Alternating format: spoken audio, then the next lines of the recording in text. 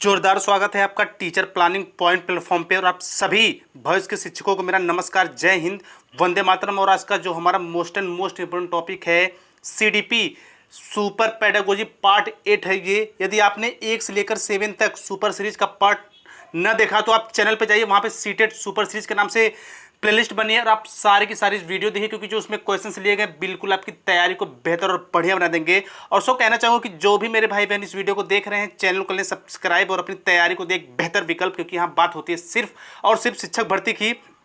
देखिए, आप वीडियो के अंत तक बने रहेगा ताकि आपकी जो समझ हो, आपकी जो अंडरस्टैंडिंग हो, बिल्कुल सीटेड के एक लेवल अप बन सके और आपको पहली ही बार में सीटेड बेहतर और बढ़िया नंबर के साथ क्रैक करना है। तो आपको मेरा प्रयास पसंद आए तो वीडियो को लाइक करिएगा और एक प्यारा सा कमेंट जरूर करिएगा। तो चलिए स्टार्ट करते हैं आज की बेहद इंपॉर्टेंट क्लास। देखिए, प्रश्न संख्या 1 क्या कह रहा है, मानसिक परिपक्वता की ऊंचाइयों को छूने के लिए प्रयत्नशील रहना संबंधित है। देखिए, बात क्या हो रही है, मानसिक परिपक्वता की बात हो रही है। देखिए, बेसिकली होता क्या है कि आपने देखा होगा यूट्यूब पे सब कहते हैं कि टैग वर्ड्स है, टैग वर्ड्स है। मैं बस ये कहता हूँ, आप क्वेश्चन के टैग को पकड़ा करिए। यदि आप क्वेश्चन के टैग को पकड़ लेंगे मेरे भाई, तो आप क्या करते हैं, जो आंसर होगा बिल्कुल ईजिली उसे पिक कर लोगे और टिक कर लोगे और आपका जो स्कोर होगा बेहतर होगा। तो इसमें जो ऑप्शंस दिए गए, किशोरावस्था से, प्रौढ़ावस्था से, पूर्व बाल्यावस्था से, उत्तर बाल्यावस्था से। तो देखिए, मानसिक परिपक्वता की ऊंचाइयों को छूने के लिए प्रयत्नशील रहना किशोरावस्था से संबंधित है, यानी ऑप्शन नंबर जो ए है बिल्कुल करेक्ट है। देखिए, किशोरावस्था में होता क्या है कि जब बच्चा क्या होता है, उसके अंदर विकास करने की, चीज़ों को सोचने समझने की जो क्षमता होती है वो बेहतर होती है। वो चीज़ों के बारे में अपना तर्क देता है, विचार देता है और चीज़ों को अच्छी ढंग से सीखता है। इसलिए कहा जाता है मानसिक परिपक्वता की ऊंचाइयों को छूने के लिए प्रयत्नशील रहना किशोरावस्था से संबंधित है। और जो नेक्स्ट इंपॉर्टेंट क्वेश्चन है, वृद्धि एवं सृजनात्मकता में किस प्रकार का सहसंबंध पाया जाता है। देखिए, बात क्या हो रही है, सहसंबंध की बात हो रही है वृद्धि और सृजनात्मकता का। तो इसमें जो ऑप्शंस दिए गए हैं, धनात्मक, ऋणात्मक, शून्य या फिर सभी। देखिए, वृद्धि और सृजनात्मकता में धनात्मक जो होता है सहसंबंध पाया जाता है, यानी जो पॉजिटिव होता है वो संबंध पाया जाता है। वृद्धि और सृजनात्मकता में किस प्रकार का संबंध पाया जाता है, सहसंबंध पाया जाता है। और जो वह संबंध होता है बिल्कुल धनात्मक होता है, यानी पॉजिटिव होता है। और जो नेक्स्ट इंपॉर्टेंट क्वेश्चन है, कक्षा में अनुशासन बनाए रखने के लिए सर्वाधिक प्रभावशाली उपाय क्या है। देखिए, सर्वाधिक प्रभावशाली उपाय पूछा जा रहा है कि हम किस प्रकार, यानी या तो क्वेश्चन ऐसे भी पूछ सकता है कि किस प्रकार एक कक्षा अध्यापक को स्कूल में या फिर विद्यालय में सर्वाधिक प्रभावशाली उपाय बनाना चाहिए अनुशासन को लेकर। तो इसमें जो ऑप्शंस दिए गए हैं, देखिए, अनुशासनहीन छात्रों को कक्षा से बाहर निकाल देना, शिक्षण को रोचक एवं व्यवहारिक बनाना, छात्रों के अभिभावकों को सूचित करना, फिर अनुशासनहीन छात्रों को विशिष्ट सुविधाएं प्रदान करना। देखिए, इसमें आपको क्या बताना है कि क्या वो तरीके अपनाए जाएं, किस प्रकार के हमें वो कार्य किए जाएं एक शिक्षक के द्वारा, क्लास टीचर के द्वारा, कि जो बच्चे हैं वो बिल्कुल अनुशासित रहें, अनुशासन का पालन करें। तो देखिए, इसमें जो ऑप्शन नंबर सी है, शिक्षण को रोचक एवं व्यवहारिक बनाना। यानी देखिए, यदि आपको क्लासरूम में व्यवस्था को, मैनेजमेंट को सर्वाधिक प्रभावशाली बनाना है तो हमें क्या करना होगा, तो उसके लिए हमारे जो शिक्षण को क्या कैसा करना होगा, रुचिकर करना होगा और बिल्कुल व्यवहारिक करना होगा। देखिए, रुचिकर से यानी इंटरेस्ट से क्या मतलब है, देखिए, जब इंटरेस्ट, जो पाठ्यक्रम होगा बिल्कुल इंटरेस्टेड होगा, बच्चे की रुचि के हिसाब से होगा, तो जो बच्चा है वो इधर उधर मिस्टेक नहीं करेगा, गलती नहीं करेगा, वो बिल्कुल फोकस करेगा अध्ययन पे, पढ़ाई पे, शिक्षा पे। तो क्या होगा, वो मस्ती बिल्कुल नहीं करेगा। और साथ ही साथ यदि जो कक्षा अध्यापक के द्वारा शिक्षा दी जा रही है वो व्यवहारिक होगी, बिल्कुल उसके अनुकूल होगा, तो वो चीज़ों को अच्छे ढंग से सीख पाएगा। इसीलिए शिक्षण को रोचक एवं व्यवहारिक बनाना है तो कक्षा में अनुशासन रखने के लिए सबसे बेहतर और प्रभावशाली तरीका क्या है, शिक्षण को रोचक एवं व्यवहारिक बनाना। और साथ ही साथ अनुशासनहीन छात्रों को कक्षा से बाहर निकाल देना, ये बिल्कुल गलत है, हम ऐसा कर ही नहीं सकते। ठीक है, छात्रों के अभिभावकों को सूचित करना, ऐसा भी हम नहीं कर सकते क्योंकि इससे कोई फर्क नहीं पड़ने वाला। अनुशासनहीन छात्रों को विशिष्ट सुविधाएं प्रदान करने वाला ऐसा कोई सुविधा नहीं है। बट शिक्षण को हम रुचिपूर्ण बनाकर, व्यवहारिक बनाकर अपने क्लासरूम में जो अनुशासन संबंधी व्यवस्था है वो बिल्कुल प्रभावशाली बना सकते हैं। देखिए, क्वेश्चन किसी भी तरह पूछा जा सकता है, वो कंफ्यूज नहीं होना है, बस चीज़ों को बेहतर ढंग से समझना है। देखिए, शैशवावस्था में बच्चों के क्रियाकलाप होते हैं, तो यानी कि शैशवावस्था, बाल्यावस्था और किशोरावस्था। ठीक है, इससे क्वेश्चन एग्जाम में भर भर के पूछे जाएंगे।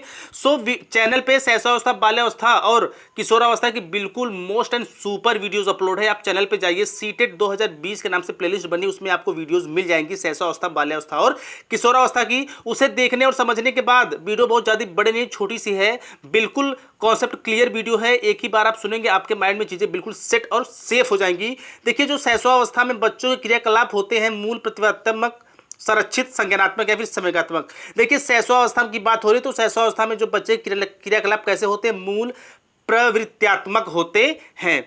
और जो नेक्स्ट इंपॉर्टेंट क्वेश्चन है, जिन विद्यालयों में समाकित शिक्षा दी जाती है उसके शिक्षकों को किस क्षेत्र में प्रशिक्षित करना चाहिए। देखिए, समाकित शिक्षा की बात हो रही है कि जिन विद्यालयों में समाकित शिक्षा दी जाती है उसके शिक्षकों को किस प्रकार के क्षेत्र में विशेष प्रशिक्षण करना चाहिए। देखिए, जो इसमें ऑप्शंस दिए गए हैं, विशेष आवश्यकता वाले बच्चों की पहचान और शिक्षण, व्याख्यान विधि द्वारा शिक्षण, क्रियात्मक साथ शिक्षण या फिर उपरोक्त में से कोई नहीं। देखिए, समाकित शिक्षा के लिए क्या करना होगा, विशेष आवश्यकता वाले बच्चों की पहचान और शिक्षण, यानी कि एक जो शिक्षक है उसे किस रूप में प्रशिक्षित होना चाहिए कि वो पहले बच्चों की पहचान करे कि बच्चा किस कैटेगरी का है, किस लेवल का है, और उसे हमें किस प्रकार की शिक्षा देनी चाहिए। जैसे मान लीजिए बच्चा मंद बुद्धि का है, ठीक है, या बच्चा विकलांग है, तो हमें मंद बुद्धि है तो उसे हमें चीज़ों को बिल्कुल ईजी और सहल करके बताना होगा ताकि वो चीज़ों को बेहतर और बढ़िया ढंग से सीख पाए। इसलिए विशेष आवश्यकता वाले बच्चों की पहचान और शिक्षण करना एक प्रशिक्षित या समाकित शिक्षा से संबंधित है। और जो नेक्स्ट इंपॉर्टेंट क्वेश्चन है, निम्नलिखित में से किस समूह के बच्चे को समायोजन की समस्या होती है। देखिए, समायोजन की बात हो रही है कि एडजस्टमेंट की बात हो रही है कि एडजस्टमेंट मीन्स क्या होता है कि समय के साथ या परिस्थिति के हिसाब से, दशा के हिसाब से अपने आप को ढाल लेना या फिर बना लेना। जैसे मान लीजिए आपने सीटेट एग्जाम अप्लाई कर दिया है तो सीटेट के लिए क्या करना है, यानी सीटेट आपको क्लियर करना है, तभी आप आगामी शिक्षक पात्रता परीक्षा में एक सीट ले पाएंगे खुद को। तो क्या होगा कि सीटेट फॉर्म अप्लाई करने के बाद से क्या बिल्कुल लग गए होंगे, बिल्कुल सीटेट में अपना समायोजन कर लेंगे कि यानी हमें क्या पढ़ना है, किस तरह पढ़ना है, पाठ्यक्रम क्या है, कितने नंबर का आता है, पास मार्किंग क्या है। तो ये जो सारी चीज़ें क्या होती है, एक समायोजन है।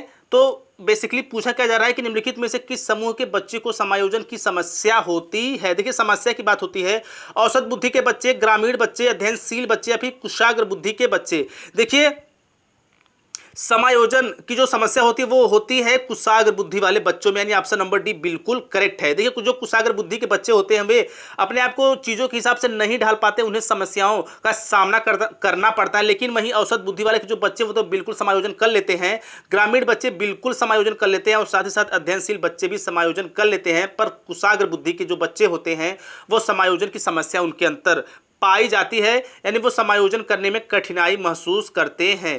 देखिए, अपनी कक्षा की एक विद्यार्थी की प्रवृत्ति को यदि शिक्षक बदलना चाहता है तो उसे, यानी कि बात क्या हो रही है, बच्चे की प्रवृत्ति की बात हो रही है, बच्चे की स्वभाव की बात हो रही है। देखिए, मान लीजिए यदि बच्चा पढ़ाई ठीक से नहीं कर रहा है तो हमें क्या करना चाहिए कि वो किस तरह ट्रैक पे आ जाए और पढ़ाई अच्छा से या चीज़ों को अच्छे ढंग से सीखने लगे। देखिए, इसमें जो ऑप्शंस दिए गए हैं, देखिए सारे के सारे क्वेश्चन बेहद इंपॉर्टेंट है। तो मेरे भाई, आप बस वीडियो के अंत तक बने रहिएगा। वीडियो के अंत में आपको लगेगा कि नहीं, आज हमने कुछ बेहतर, बढ़िया और नया सीखा है। तो इसमें जो ऑप्शंस दिए गए हैं, विद्यार्थी के साथ लड़ाई से पेश आना, कक्षा के अन्य विद्यार्थियों को उससे न जाने योग्य दूरी रखने के लिए कहना, उसके सदस्यों के सभी सदस्यों की प्रवृत्ति बदलनी होगी या फिर विद्यार्थी को पढ़ने के प्रति प्रेरित करना होगा। देखिए, बात क्या हो रही है, अपनी कक्षा की एक विद्यार्थी की प्रवृत्ति को यदि शिक्षक बदलना चाहता है तो क्या करें, यानी कि यदि हमें बच्चे की आदत को बदलना है तो हमें क्या करना चाहिए। तो इसमें देखिए, जो ऑप्शन नंबर सी देखिए, उसके समूह के सभी सदस्यों की प्रवृत्ति क्या होगी, बदलनी होगी। यानी मान लीजिए बच्चा ठीक ढंग से अधिगम नहीं कर पा रहा है, फिर मस्ती कर रहा है, तो जो उसके फ्रेंड वगैरह या जो उसकी साथी संगत होंगे वो भी वैसे ही सेम होंगे। तो यदि हम उसके फ्रेंड को या फिर उन जिन लोगों के साथ रह रहा है उनको बिल्कुल बेहतर और बढ़िया बना दिया जाए या फिर उनके स्वभाव में चेंजेस कर दिया जाए तो अपने आप बच्चे के अंदर क्या होगा, बदलाव आ जाएगा और बच्चा सही ट्रैक पे आ जाएगा और बढ़िया से पढ़ने लिखने लगेगा और चीज़ों को बेहतर ढंग से सीखेगा। और जो नेक्स्ट इंपॉर्टेंट क्वेश्चन है, विकास का वही संबंध परिपक्वता से है जो उद्दीपन का है। देखिए, बात क्या हो रही है, विकास का संबंध किससे है, परिपक्वता से। देखिए, जाहिर सी बात है, विकास, देखिए विकास क्या होता है, कभी नहीं रुकने वाली प्रक्रिया, यानी विकास जो है वो सार्वभौमिक प्रक्रिया है। देखिए विकास को क्वेश्चन पक्का पूछेगा, इसलिए मैं जो जितने भी क्वेश्चंस होते हैं बिल्कुल एक्स्ट्रा डिटेलिंग के साथ बताता हूं, ताकि क्वेश्चन किसी भी तरह कैसा भी पूछे आपको बिल्कुल पहली बार में सीटेट क्रैक करना है, वो भी बेहतर बढ़िया नंबर के साथ। तो आपको क्या बताना है कि उद्दीपन किससे संबंधित है? परिवर्तन, प्रतिक्रिया, प्रयास, परिणाम। देखिए विकास का संबंध परिपक्वता से, यानी विकास दर जितना बढ़ता जाता है इंसान के अंदर उतनी परिपक्वता आती जाती है। वहीं उद्दीपन का किससे? उद्दीपन का है प्रतिक्रिया से, यानी कि उद्दीपन उसके सामने रहेगा तभी तो इंसान प्रक्रिया करेगा। यानी आपने सीटेट का, आप जैसे मान लीजिए आपको सीटेट क्रैक कर लिया, आपको शिक्षक बनना है, एक सरकारी शिक्षक बनना है, तो सरकारी शिक्षक बनना क्या है? आपके सामने एक उद्दीपन है, तो आप उसके प्रतिक्रिया करेंगे, यानी अपनी तैयारी करेंगे, तैयारी मजबूत करेंगे, बढ़िया करेंगे, ताकि आगामी शिक्षक पात्रता परीक्षा में आप एक अपनी सरकारी सीट ले पाओ और देश का, समाज का एक बेहतर बन के अपने आप को उभारो, ताकि सभी का कल्याण हो सके। तो देखिए उद्दीपक का किससे संबंध है? प्रतिक्रिया से, यानी ऑप्शन नंबर बी बिल्कुल करेक्ट है। और जो नेक्स्ट इंपॉर्टेंट क्वेश्चन है, पियाजे के मुख्यतः के क्षेत्र में योगदान के लिए जाना जाता है। बात बेसिकली हो रही जीन पियाजे की, और ये जान जाइए कि जो हमारे जीन पियाजे हैं ये बिल्कुल सीटेट के फेवरेट रहे हैं। 4 से 5 नंबर क्वेश्चन पक्का हर साल, यदि आपने प्रीवियस ईयर सॉल्व किया होगा तो ये हर साल पियाजे पूछे जाते हैं 4 से 5 नंबर के लिए। सो मेरे सारी वीडियोज में इनके जो किसी न किसी टाइप्स का मैं जरूर क्वेश्चन ऐड करता हूं, ताकि जो जीन पियाजे इनसे आपका कॉन्सेप्ट बिल्कुल क्लियर रहे। और मैं आगामी वीडियोस को आपको जीन पियाजे से संबंधित वो सारे क्वेश्चन करा दूंगा जहां से सीटेट बेसिकली क्वेश्चन पूछा जाता है। तो देखिए इसमें जो ऑप्शन दिया गया है, भाषा विकास, संज्ञानात्मक विकास, नैतिक विकास, फिर सामाजिक विकास। देखिए जो हमारे जीन पियाजे हैं वो संबंधित है कॉग्निटिव डेवलपमेंट से, यानी संज्ञानात्मक विकास से। जीन पियाजे को क्या कहा जाता है? संज्ञानात्मक विकास का जनक भी कहा जाता है। उन्होंने विकास की 4 अवस्थाओं का वर्णन किया है। और जो नेक्स्ट इंपॉर्टेंट क्वेश्चन है, देखिए जब कभी 2 या 2 से अधिक व्यक्ति एक साथ मिलते हैं और एक दूसरे को प्रभावित करते हैं तो वह एक सामाजिक समूह का निर्माण करते हैं। यह कथन आंशिक रूप से सत्य है, कदाचित सत्य है या फिर असत्य है। देखिए बात क्या हो रही है, क्वेश्चन को आप समझिए।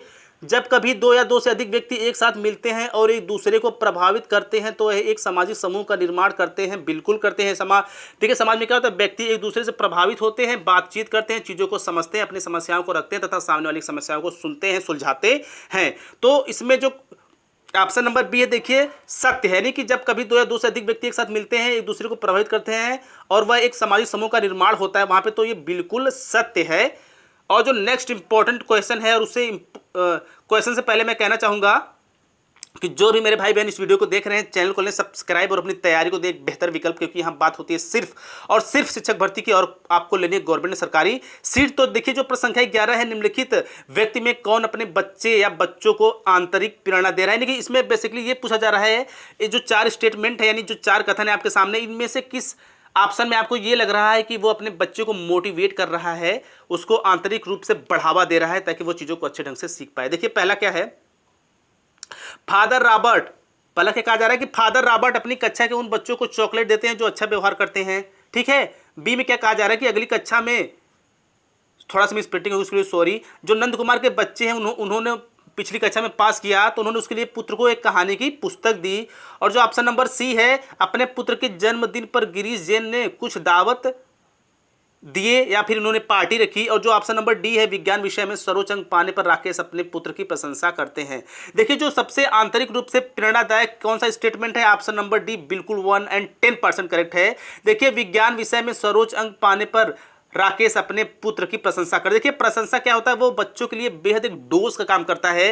यदि बच्चे को अच्छे कामों के लिए प्रशंसा की जाए तो वो उनके उन काम में निखार आता है, वो चीज़ों को और अच्छे से सीखने की कोशिश करते हैं। यानी कि प्रशंसा बिल्कुल जरूरी है। यदि बच्चा अच्छा काम करता है तो उसे हमें बिल्कुल थपथपाना चाहिए या फिर उसकी प्रशंसा करना चाहिए कि नहीं आप अच्छे हो, बढ़िया हो, ताकि वो मोटिवेट होता है और चीज़ों को और अच्छे ढंग से सीखने की कोशिश करता है। और जो नेक्स्ट इंपॉर्टेंट क्वेश्चन है, देखिए यदि आपको मेरा प्रयास पसंद आए तो वीडियो को एक लाइक जरूर करिएगा और वीडियो को ज़्यादा से ज़्यादा शेयर करिएगा। देखिए आप भविष्य में भव्य शिक्षक बनने वाले हैं, तो एक शिक्षक का काम होता है कि ज्ञान को फैलाना, यानी आपको वीडियो को ज़्यादा से ज़्यादा शेयर करना, ताकि उन मेरे सभी भाई बहन की हेल्प हो सके जो सीटेट की तैयारी के लिए बढ़िया विकल्प ढूंढ रहे हैं और पहली बार में बेहतर और बढ़िया नंबर के साथ सीटेट को क्रैक करना चाहते हैं। देखिए बात क्या हो रही, बच्चे के सामाजिक विकास में का विशेष महत्व है, खेल, बाल साहित्य, दिनचर्या, संचार माध्यम।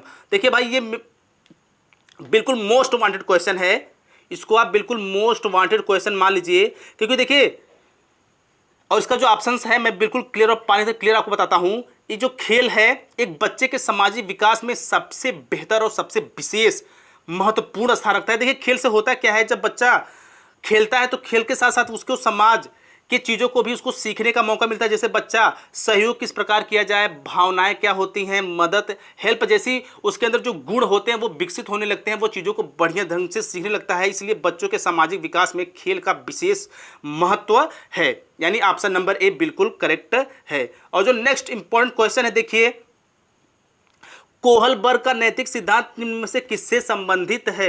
देखिए बात क्या हो रही है कोहलबर्ग का, तो कोहलबर्ग का किससे संबंध है, इसमें जो ऑप्शंस दिए गए हैं वो है भाषा विकास, संज्ञानात्मक विकास और नैतिक विकास और सामाजिक विकास। देखिए इसका जो करेक्ट आंसर है वो है नैतिक विकास। देखिए कोहलबर्ग का जो विकास का सिद्धांत है वो किससे संबंधित है, वो बच्चे के नैतिक विकास से संबंधित है। यानी ऑप्शन नंबर सी बिल्कुल करेक्ट है। और जो नेक्स्ट इंपॉर्टेंट क्वेश्चन है देखिए, इस क्वेश्चन को बिल्कुल आप ध्यान से पढ़िएगा, most and most important question है। राजेश अति लोलुप पाठक है। देखिए लोलुप मीन्स होता क्या है, जिज्ञासु, जिसके अंदर सीखने की प्रवृत्ति ज़्यादा हो। वह अपने कोर्स की पुस्तकें पढ़ने के अतिरिक्त प्रायः पुस्तकालय जाता है और भिन्न प्रकरणों पर पुस्तकें पढ़ता है। इतना ही नहीं, राजेश भोजन अवकाश में अपने कार्य करता है। उसे परीक्षाओं में पढ़ने के लिए अपने शिक्षकों अथवा अभिभावकों द्वारा कभी भी कहने की जरूरत नहीं है और वह वास्तव में सीखने का आनंद लेता नजर आता है। उसे ठीक है के रूप में सर्वाधिक बेहतर रूप में वर्जित या वर्णित किया जा सकता है, वहाँ पे वर्णित होगा या उल्लेखित किया जा सकता है। आंतरिक रूप से अभिप्रेरित विद्यार्थी, तथ्य आधारित विद्यार्थी, शिक्षक अभिप्रेरित विद्यार्थी, आकलन आधारित विद्यार्थी। देखिए जो इसका करेक्ट आंसर होगा बिल्कुल 110% वो होगा ऑप्शन नंबर ए, आंतरिक रूप से अभिप्रेरित विद्यार्थी। देखिए जो बच्चा आंतरिक रूप से बिल्कुल अभिप्रेरित होगा, आंतरिक रूप से बिल्कुल मोटिवेट होगा, उसे हमें बिल्कुल पढ़ने के लिए या फिर किसी अच्छे काम के कहने के लिए जरूरत नहीं पड़ती। वो बच्चा क्या करेगा, समय से पढ़ेगा, खाली समय में भी पढ़ेगा, वो चीज़ों को बिल्कुल अच्छे ढंग से सीखेगा। उसका जो स्टाइल होती है चीज़ों को सीखने की, समझने की, बिल्कुल अलग होती है। यानी कि उसे किसी भी चीज़ के लिए कहना ही नहीं पड़ता, क्योंकि वो आंतरिक रूप से बिल्कुल अभिप्रेरित रहता है। इसलिए वो हमेशा ज्ञान की खोज में लगा रहता है, चीज़ों को सीखने में या फिर अधिगम करने में लगा रहता है। इसलिए हमें किसी भी बच्चे को बिल्कुल मोटिवेट करना चाहिए ताकि वो चीज़ों को अच्छे ढंग से सीखे और समझे। और जो नेक्स्ट इंपॉर्टेंट क्वेश्चन है देखिए, भाषा विकास में सहयोग करने का कौन सा तरीका गलत है। देखिए भाई गलत की बात हो रही है, बच्चे को बिना टोके प्रकरण पर बात करना। देखिए मैं एक बार आपको बता दें कि जो निगेटिव वाले क्वेश्चंस होते हैं उनके आंसर्स भी बिल्कुल निगेटिव होते हैं। इसलिए मेरे भाई आप जो क्वेश्चन में कहा क्या जा रहा है उसका टैग मेनली क्या है वो समझा करिए। यदि आपने क्वेश्चन के टैग को समझ लिया कि क्वेश्चन में कहा क्या जा रहा है तो आप जो आंसर होगा वो बिल्कुल इजिली टिक कर लोगे और आसानी से टिक कर लो और आपका जो स्कोर होगा बेहतर होगा। बच्चे को बिना रोके टोके प्रकरण पर बात करना और जो बी दिया गया है उसकी अपनी भाषा के प्रयोग को अमान्य करना, उसके प्रयोग का समर्थन करना है, फिर भाषा के प्रयोग के अवसर उपलब्ध कराना। देखिए जो इसका जो करेक्ट आंसर है वो होगा ऑप्शन नंबर बी, यानी कि उसकी भाषा के प्रयोग को अमान्य करना। क्या है ये कथन बिल्कुल गलत है। यानी कि भाषा के विकास में हमें बच्चे को भाषा का प्रयोग करना बिल्कुल मनाही नहीं करनी है, उसे अपने भाषा प्रयोग करने के हमें पूरा से पूरे अवसर देने हैं ताकि बच्चा बेहतर ढंग से सीख पाए। इसलिए भाषा विकास में सहयोग करने का कौन सा तरीका गलत है, तो उसकी अपनी भाषा के प्रयोग को अमान्य करना बिल्कुल गलत है। और बाकी जो तीन ऑप्शंस हैं देखिए उनको, बच्चे को बिना रोके टोके प्रकरण पर बात करना ये बिल्कुल करेक्ट है, उसके प्रयोग का समर्थन करना बिल्कुल सही है, भाषा प्रयोग के अवसर उपलब्ध कराना बिल्कुल करेक्ट है, बट उसकी अपनी भाषा के प्रयोग को अमान्य करना बिल्कुल गलत है। देखिए क्वेश्चन भी निगेटिव है तो उसका आंसर भी क्या होगा, निगेटिव होगा। इस बात को आप बिल्कुल अपने माइंड में सेव और सेट रखिएगा। मानव बुद्धि एवं विकास की समझ शिक्षक को योग्य बनाती है। देखिए क्वेश्चन को समझिए, मानव बुद्धि एवं विकास की समझ शिक्षक को योग्य बनाती है। निष्पक्ष रूप से अपने शिक्षण अभ्यास, शिक्षण के समय शिक्षार्थियों के संवेगों पर नियंत्रण बनाए रखना, विविध शिक्षार्थियों के शिक्षण के बारे में स्पष्टता या फिर शिक्षार्थियों को यह बताना कि वे अपने जीवन को कैसे सुधार सकते हैं। देखिए आपको मैं एक बार फिर से क्वेश्चन बता दूं कि मानव बुद्धि की बात हो रही है, यहाँ पे किसकी बात हो रही है, मानव बुद्धि की। तो इसमें जो ऑप्शन नंबर सी है देखिए, विविध शिक्षार्थियों के शिक्षण के बारे में स्पष्टता क्या है, मानव बुद्धि एवं विकास की समझ को शिक्षक को योग्य बनाती है। यानी मान लीजिए कोई शिक्षक है, देखिए इसको मैं और आपको इजी बता दूं, विविध शिक्षार्थियों के शिक्षण के बारे में अस्पष्टता का मतलब क्या हुआ कि जैसे कोई सर है, मैम है या फिर कोई अध्यापक है, यदि वो किसी बच्चे के बारे में पूर्ण जानता रहेगा, यानी बच्चे का स्तर क्या है, वो चीज़ों को किस तरह समझता है, तो वह उसको उसी के हिसाब से बेहतर और बढ़िया सिखा सकता है। इसीलिए यह जरूरी है कि एक शिक्षक को एक बच्चे का नॉलेज होनी चाहिए कि वो किस स्तर से है, उसकी कैटेगरी क्या है, वो चीज़ों को किस तरह सीखता है, पूर्ण जानकारी रखनी चाहिए कि अध्यापक को एक बच्चे के विषय में। बाकी जो तीन ऑप्शन है बिल्कुल करेक्ट हैं, बट जो सी ऑप्शन है वो बिल्कुल करेक्ट है। सॉरी, लेकिन जो A and C D option है इसको बिल्कुल निगेटिव है, और जो ऑप्शन नंबर सी है वो बिल्कुल करेक्ट है। मैं आपको एक बार फिर से टिक करके बता देता हूं। देखिए जो नेक्स्ट इंपॉर्टेंट क्वेश्चन है, निम्नलिखित में से कौन सा सत्य है? क्या है? सत्य है, बिल्कुल, यानी कि 10, यानी कि बिल्कुल 100% करेक्ट, उसमें कोई गुंजाइश नहीं है गलत होने की। तो देखिए क्वेश्चन को बिल्कुल ध्यान से समझिए। शिक्षक द्वारा प्रश्न पूछना संज्ञानात्मक विकास में बाधक है। ठीक है, विकास और सीखना दोनों सामाजिक सांस्कृतिक संदर्भ से अप्रभावित रहते हैं। और सी ऑप्शन में कहा जा रहा है कि विद्यार्थी एक निश्चित तरीके से सीखते हैं या फिर खेलना संज्ञान और सामाजिक दक्षता के लिए सार्थक है। बात क्या हो रही? निम्नलिखित में से कौन सा सत्य है? निम्नलिखित में से कौन सा सत्य है? तो देखिए जो ऑप्शन नंबर डी है, देखिए बिल्कुल करेक्ट है। 10% में 10% सही है। देखिए खेलना संज्ञान और सामाजिक दक्षता के लिए सार्थक है। देखिए मैंने आपको बताया ना कि जो खेलना होता है वो एक बच्चे के लिए बेहद इंपॉर्टेंट और विशेष महत्वपूर्ण होता है, क्योंकि खेल के ही माध्यम से बच्चे के अंदर संज्ञान और सामाजिक चीज़ों की दक्षता क्या होती है? सार्थक रूप से पनपती है, वह चीज़ों को अच्छे ढंग से सीखने लगता है। देखिए जो नेक्स्ट इंपॉर्टेंट क्वेश्चन है, बच्चे के विकास में आनुवंशिकता और वातावरण की भूमिका के बारे में निम्नलिखित में से कौन सा शब्द सही है या सत्य है? ठीक है, इसमें थोड़ी सी मिस प्रिंटिंग हो गई है, तो इस क्वेश्चन को हम लीव करते हैं, हम आगे बढ़ते हैं। सामाजिकरण है, आपको बेसिकली बताना क्या कि सामाजिकरण होता क्या है। सामाजिक मानदंडों में परिवर्तन, शिक्षक एवं पढ़ाए गए बीच के संबंध, समाज के आधुनिकीकरण की प्रक्रिया, फिर समाज के मानदंडों के साथ अनुकूलन। ठीक है, तो सामाजिकरण क्या है? सामाजिकरण है समाज के मानदंडों के साथ अनुकूलन, यानी ऑप्शन नंबर डी बिल्कुल करेक्ट है। देखिए सामाजिकरण होता क्या है, या फिर समाज के मानदंडों के साथ अनुकूलन होता क्या है? देखिए समाज क्या है? समाज विभिन्न व्यक्तियों का समूह है, उसमें हम अपनी बातों को रखते हैं तथा सामने वाली की बातों को सुनते हैं, और साथ ही साथ हमें समाज के साथ समायोजन भी करना होता है, अनुकूलन भी करना होता है। यानी कि समाज में जैसे नियम बनाए होते हैं, क्या सही है, सही के लिए क्या नियम है, गलत के लिए क्या नियम है, क्या उचित है, क्या अनुचित है, क्या किसके लिए ठीक है, क्या ठीक नहीं है, यानी कि समाज के मानदंडों के साथ जो हम अनुकूलन करते हैं वो हमारा सामाजिकरण कहलाता है। और जो next and last important question है, एक पीटी शिक्षक क्रिकेट के खेल में अपने शिक्षार्थियों के क्षेत्र रक्षण को सुधारना चाहते हैं, निम्न में कौन सी युक्ति शिक्षार्थियों को अपना लक्ष्य प्राप्त करने में सर्वाधिक सहायक है? यानी इसमें तरीका पूछा जा रहा है कि वह कौन सा तरीका है जो एक बच्चे के खेल संबंधित कौशल को बिल्कुल सुधार सकता है, चीज़ों को समझा सकता है। तो जो इसमें ऑप्शंस दिए गए हैं, शिक्षार्थियों को क्षेत्र रक्षण का अधिक अभ्यास करवाना, शिक्षार्थियों को यह बताना कि क्षेत्र रक्षण सीखना उनके लिए किस प्रकार महत्वपूर्ण है, बेहतर क्षेत्र रक्षण और सफलता की दर के पीछे के तर्क को स्पष्ट करना, या फिर क्षेत्र रक्षण को प्रदर्शित करना और शिक्षार्थी अवलोकन करना। देखिए इस टाइप के क्वेश्चन बिल्कुल सीटेट में पूछे जाते हैं, इसलिए देखिए वीडियोज में सारी के सारे जो टाइप्स होते हैं, जो लेवल होते हैं, बिल्कुल उनको ध्यान में रखकर क्वेश्चन को सेट किया जाता है। इसलिए मैं आपसे बस यही कहता हूँ कि आप वीडियो के अंत तक बने रहिए ताकि चीज़ों को आप बेहतर ढंग से सीख पाएँ। देखिए जो इसका करेक्ट आंसर है वो है ऑप्शन नंबर ए, यानी शिक्षार्थियों को क्षेत्र रक्षण का अधिक अभ्यास कराना। यानी कि हम बच्चों को या फिर शिक्षार्थियों को, स्टूडेंट को जितना अधिक अभ्यास कराएंगे वो उन चीज़ों में उतना ही अधिक परिपक्व होता चला जाएगा, बढ़िया होता चला जाएगा। देखिए बात हो रही क्षेत्र रक्षण की, तो यदि हम बच्चे को बार बार क्षेत्र रक्षण पर अभ्यास करवाएंगे, बार बार अभ्यास करवाएंगे, तो जो उसकी कुशलता है वो बढ़िया और बेहतर हो जाएगी, और वो जो क्षेत्र रक्षण का टेक्निक है वो बढ़िया ढंग से सीख पाएगा। सो आई होप ये वीडियो आपको जरूर पसंद आई होगी, तो एक शेयर और एक लाइक प्लीज़ करिएगा, और ऐसे ही बेहतरीन वीडियोस के लिए हमारे चैनल टीचर प्लानिंग पॉइंट को सब्सक्राइब करें, बेल नोटिफिकेशन ऑन कर ले, ताकि जैसे ही कोई मोस्ट वांटेड वीडियो अपलोड हो आपको उसकी नोटिफिकेशन मिले सबसे पहले। देखिए सजग और सचेत बनिए, इसी तरह पढ़ते बढ़ते हंसते और मुस्कुराते रहिए, स्वस्थ व्यस्त और मस्त रहिए। मिलते हैं नेक्स्ट पार्ट में। जय हिंद, जय भारत।